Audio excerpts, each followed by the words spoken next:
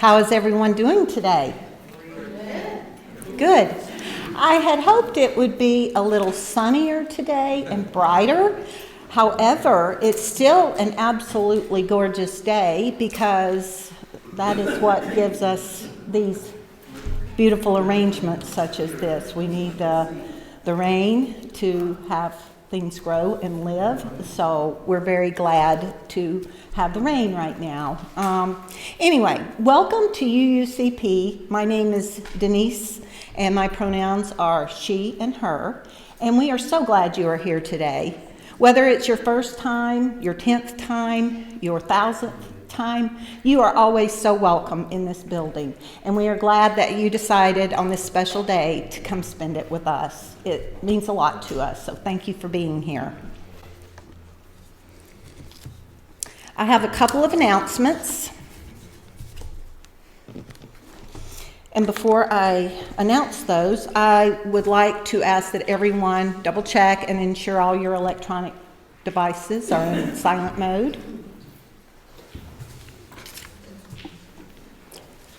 And if you are comfortable doing so, would you like to give me a little wave if you're a visitor today? Because I want to wave back at you. Okay, thank you guys for being here. And if you are visitors and you're interested, we have some guest cards out on the credenza. And please feel free to fill those out, put your information, your contact information, because we'd love for you to come back and join us again, or we'd be glad to answer any questions you may have about our church and any of our activities and events. So please be sure and fill one of those out on your way out. Or you can also get one and put it in the offering basket as well.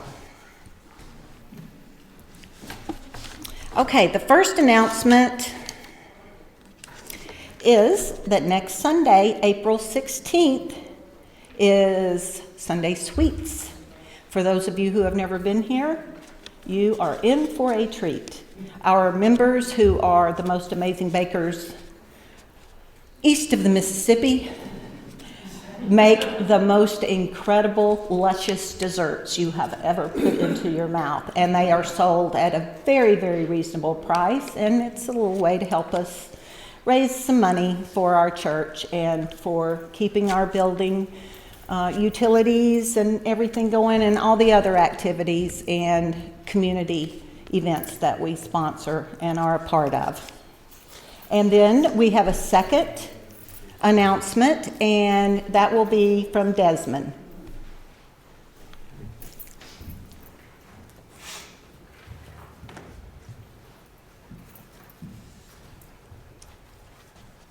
Hello. It's about my Eagle Scout project, which was the repainting of the parking lines out in the front.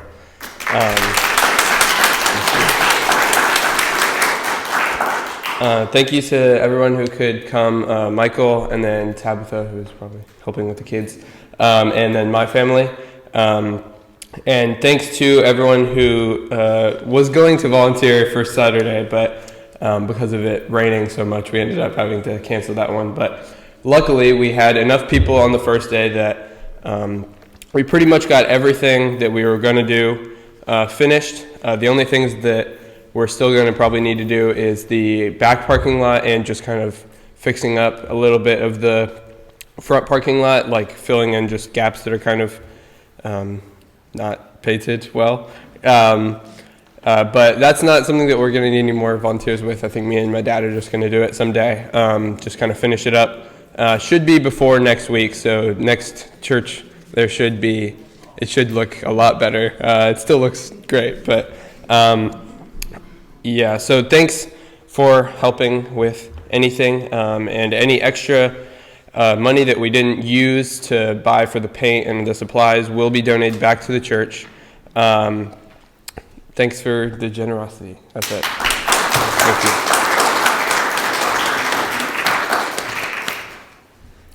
Thank you very much, Desmond. I came by Friday when they were out working, and it was very humid here, and they were just all at it and working really hard, and we sure appreciate all your efforts. It looks beautiful. First thing you notice when you drive in. I'm going to provide the opening reading, and my grandson Raylan will be lighting the chalice for us.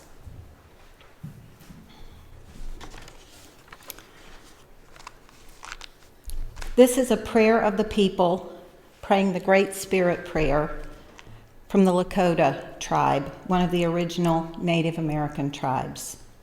O Great Spirit, whose voice I hear in the wind, whose breath gives life to all the world, hear me. I need your strength and wisdom. Let me walk in beauty and make my eyes ever behold the red and purple sunset. Make my hands respect the things you have made and my ears sharp to hear your voice. Make me wise so that I may understand the things you have taught my people.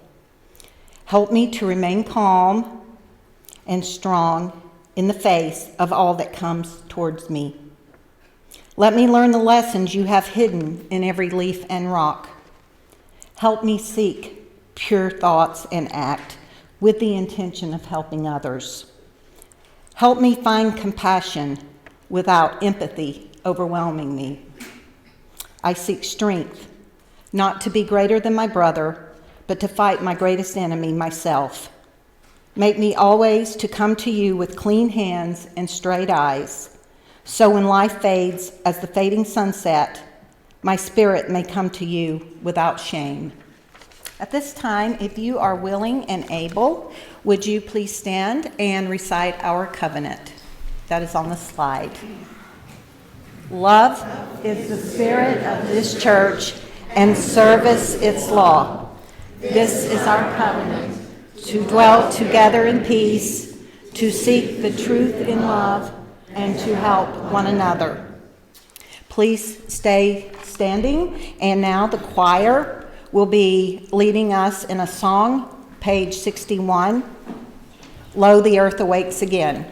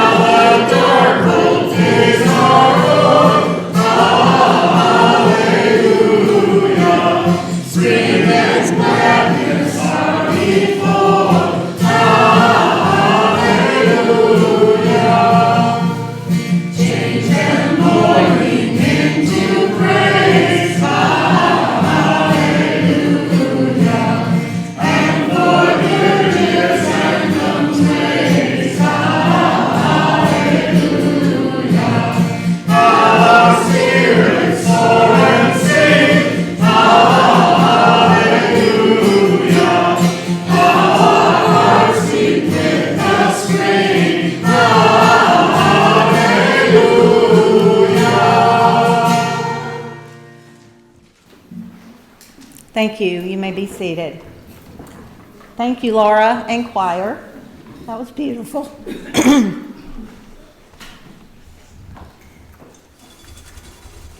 At this time, for those who have not met my wonderful grandson, Raylan, he is going to be providing a reading for us about Easter to get us all into the Easter spirit.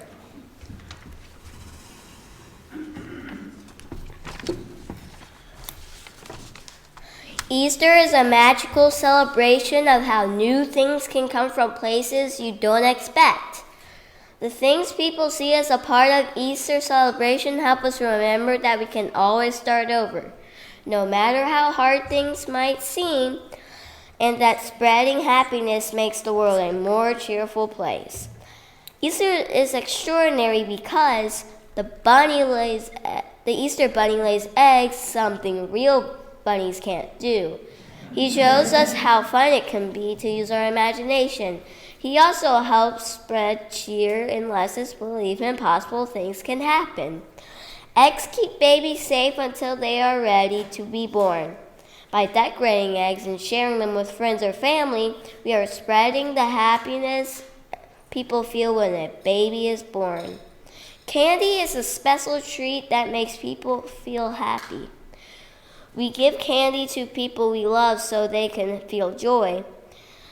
Spring is when we celebrate Easter because it is the season when many plants start to grow again, flowers bloom, and baby animals are born. The world looks like it is waking up during spring. This makes people feel good. So don't just be excited about getting candy and coloring eggs this Easter. Be happy celebrating a fun holiday and helping others feel happy about life too.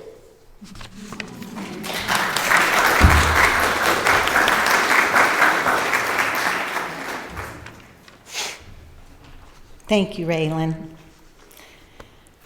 Now we will be collecting the offering, and as I mentioned earlier, this is to support our church and keeping our church up and running and all the other activities and events that we sponsor throughout the community. And we are funded solely from offerings and contributions. Again, if you have a guest card you have filled out, feel free to put that into the offering basket, and our offering collectors will now pass around the baskets. Thank you.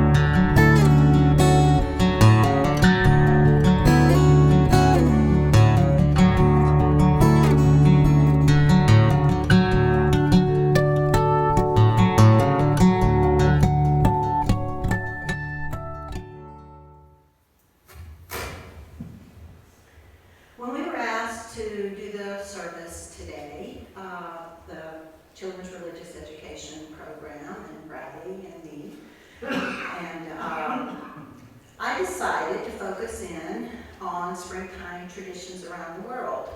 And I actually learned quite a bit myself, and I hope you guys learn a lot as well about all of the many celebrations and festivals that people have around the world this time of year.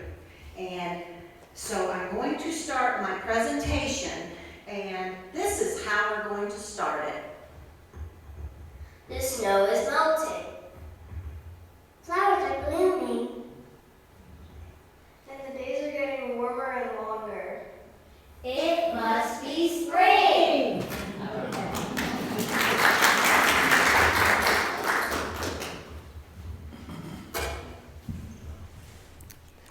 I did not mention earlier, but we will be having an Easter egg hunt after the, after the service. So Bradley, can you raise your hand? Bradley right here. Everyone go to Bradley, and we have a couple of other helpers who will be telling you guys where to hunt and what all is going on, and we'll have some treats afterwards. Sound good? All right. And we'd love for all of you to join, participate, observe, whatever you feel comfortable doing.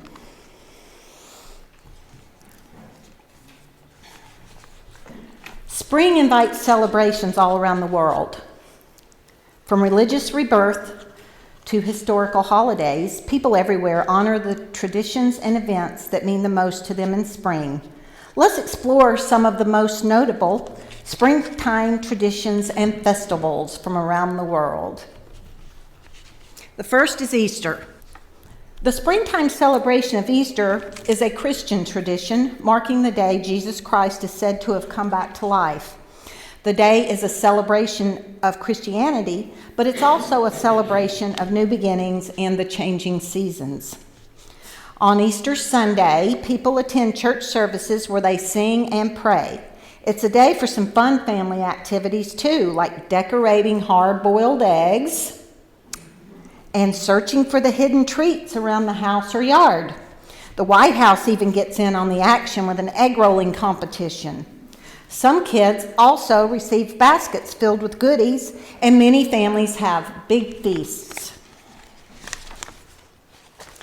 The next one is, what's this, kids? Do you know that one? Cinco de Mayo, yes. And it is a Mexican celebration, but is arguably now more popular in the U.S., where there is a large Mexican population. Cinco de Mayo literally translates to 5th of May, which is unsurprisingly when this holiday is celebrated. Cinco de Mayo commemorates Mexico's 1862 victory over the French army. Traditions include parades, battle recreations, and celebrations of both modern and traditional Mexican culture. Okay, the next one. Have you guys heard of this one? Holi. Also known as the Festival of Spring or Festival of Color. It's a Hindu celebration. The date changes each year with the lunar cycle, but it's almost always celebrated in March. Holi celebrates the eternal love of Radha Krishna, the masculine Hindu gods. This vibrant festival is one of the biggest celebrations in India and Nepal. Holi is known for its paint throwing custom, where festival goers cover their cities and towns in colorful powder paints known as gulal.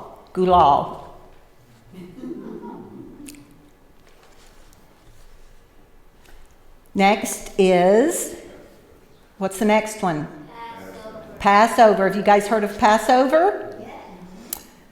This is a Jewish festival held in spring, commemorating the exodus of the Israelites from Egyptian slavery. The date of the festival is determined by the Hebrew lunar calendar, so it differs every year. It is a celebration of the Israelites' escape from the Egyptian slavery led by a religious leader named Moses. At the beginning of this celebration, a 15-step Seder meal is held and the story of Passover is recounted. During the celebration, Jews are not permitted to consume anything containing risen grain. Homes must be rigorously cleaned and the kitchen made kosher. In 2023, Passover begins the evening of April 5th and ends the evening of April 13th. This was a new one for me. Has anyone heard of Nowruz? Nowruz. It means new day. And if you see on the globe, it's showing us in what countries these are celebrated and or originated. It means new day and marks the beginning of spring. It's also known as the Persian New Year.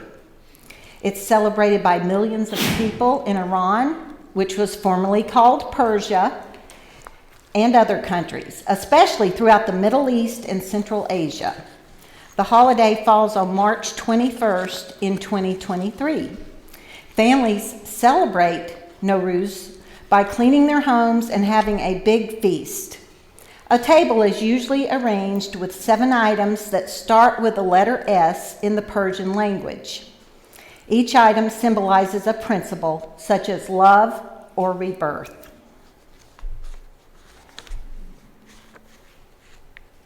Next, Songkran. This is a celebration marking the Thai New Year, and it's all about making a fresh start with a splash. The festival in Thailand kicks off on April 13th in 2023, and it usually lasts 3 days, although the festivities can start earlier or end later in some cities. Water plays a major role in the festival. Symbolically, it washes away the previous year so people can get ready for the next year. Many Songkran traditions use water, such as cleaning homes and sprinkling water on Buddhist statues and the hands of elders. Outside, Songkran is celebrated with street parties and a giant friendly water fight. Does that sound fun? Next is Vasuk, also known as Buddha Day. This is celebrated every year on the full moon in May. This is the most significant Buddhist holiday. Theravada Buddhists commonly celebrate this day of the year on which the Buddha was born, attained full awakening or enlightenment, and died over 2,500 years ago.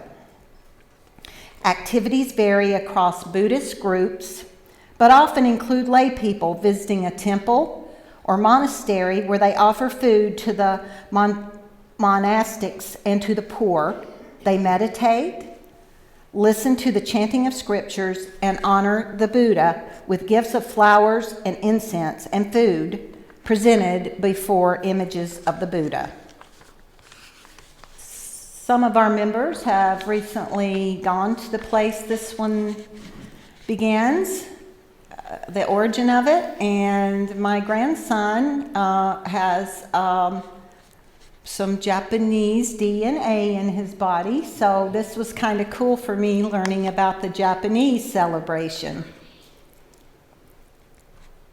Hanami. Japanese celebrate Hanami, also known as the Cherry Blossom Festival.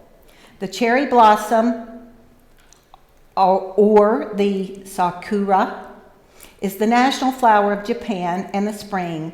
When the blossoms arrive, it represents a time of renewal and optimism. The emergence of the flowers marks the end of winter and the beginning of spring. Due to their quick blooming season, the sakura represent the transience or fleeting nature of life, which is a major theme in Buddhism. For the few short weeks that cherry blossoms are at their peak, people from all over the world make the trip to Japan. Due to its popularity, similar cherry blossom festivals are now widely celebrated across the entire world. I'm sure some of you have heard of Ostara. It's a modern pagan holiday that celebrates the spring equinox, which typically falls on March 20th or 21st. It marks the beginning of spring and the awakening of nature. It is named after the Germanic goddess Ostara, there's several different pronunciations, who was associated with the dawn and new beginnings. The holiday is often marked with the lighting of fires, the decorating of eggs, and the honoring of nature's birth and renewal. The days become longer and the nights become shorter.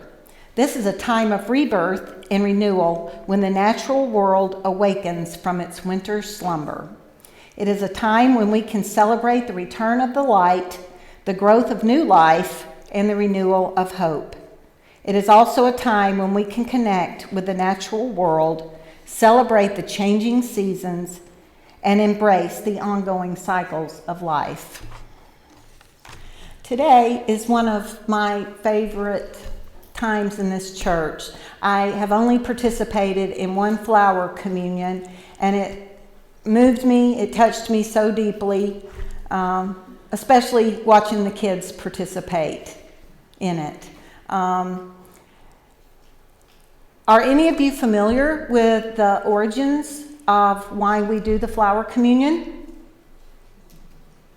Some of you are, and I'm going to give you a little bit of history on why we do that in the UU, Unitarian Universalist Church. The flower communion was created by Norbert Čapek, who founded the Unitarian Church in Czechoslovakia. He introduced a special service to the church in June of 1923. I learned about Čapek. He had been a member of several other religions and belief systems before becoming a UU minister. So I felt a little bit of a connection with him. For some time, he had felt the need for some symbolic ritual that would bind people more closely together. The format had to be one that would not alienate any who had forsaken other religious traditions. The traditional Christian communion service with bread and wine was unacceptable to the members of his congregation because of their strong reaction against the Catholic faith. So he turned to the native beauty of their countryside for elements of a communion which would be genuine to them. This simple service was the result. It was such a success that it was held yearly just before the summer recess of the church. The flower communion was brought to the U.S. in 1940, and it was introduced to the members of our Cambridge, Massachusetts church by Dr. Čapek's wife, Maja Čapek. She met her husband in New York City while he was studying for his PhD, and it was at her urging that he leave the Baptist ministry and turn to Unitarianism. They returned to Czechoslovakia in 1921 and established the dynamic liberal church in Prague. Maja was ordained in 1926, and it was during her tour of the United States that she introduced the flower communion here.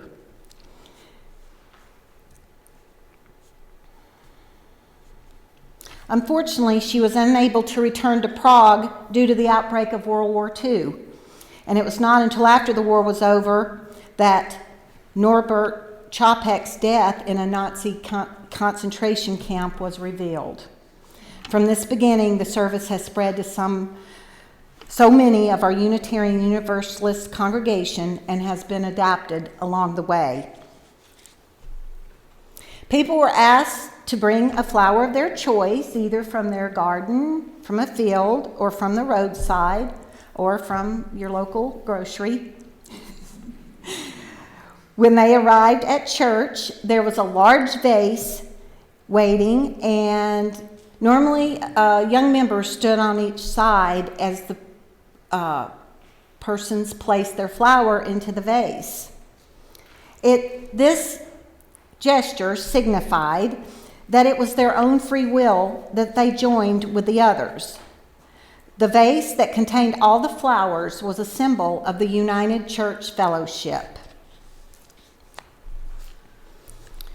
After the service, as people left the church, they went to the vase and each took a flower from the vase other than the one they had brought. The significance of the flower communion is that as no two flowers are alike, no two people are alike, yet each has a contribution to make. Together, the different flowers form a beautiful bouquet. Our common bouquet would not be the same without the unique addition of each individual flower. And thus, it is with our church community. It would not be the same without each and every one of us. Thus, this service is a statement of our community. By exchanging flowers, we show our willingness to walk together in the search for truth, disregarding all that might divide us. Each person takes home a flower brought by someone else, thus symbolizing our shared celebration and community.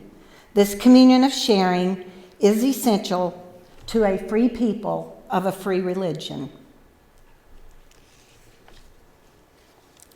The flower communion service I participated in a few years ago, we did not do it exactly the way that it speaks to here. And different congregations do it different ways and different times of year. And the last time we did it on Easter as well, which was just beautiful since we're celebrating rebirth, renewal, life, fertility, hope, new beginnings. And what is so extremely special about the way that we did it, we formed the two lines, one on this side, one on this side. And as each person came together in the front, they picked a flower. And I would recommend, although not necessary, that you do not pick the flower that you brought. You pick another flower. And when you get that flower, put your positive thoughts and energy, love and hope and good intentions into that flower before you give it to the next person. And may that carry with us when we all leave here and continue being in our hearts as we go on about our days in this new season of life. You do not have to participate in the flower communion, but we would love if you do, and I think you will find it will be a beautiful expression of the love, community, and unity that you find in our church. So at this time, I would like to ask everyone who would like to participate to come form lines on this side and on this side.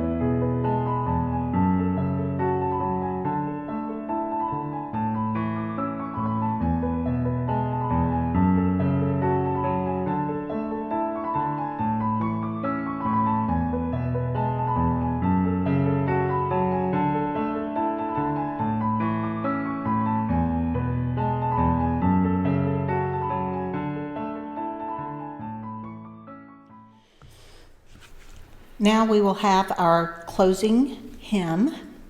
If you are willing and able, please stand and join us. And then we will have our closing words, and then we will be doing an Easter egg hunt.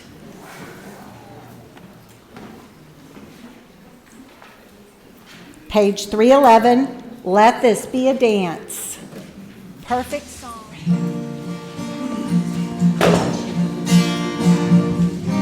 Stay here with me. Let's sing. Train? Let's sing. Let it be a